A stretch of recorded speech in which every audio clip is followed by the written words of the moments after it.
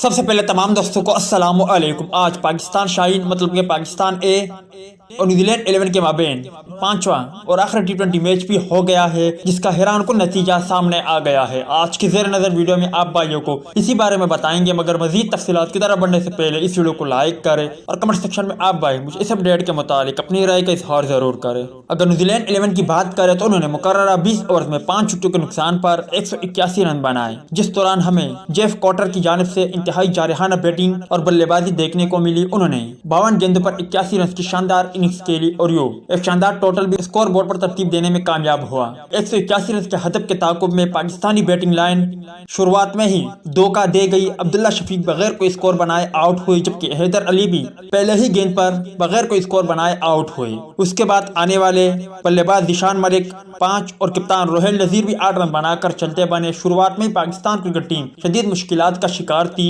जिस दौरान हुसैन तलत और खुशदिल शाह के माबेन इंतहाई शानदार पार्टनरशिप हुई।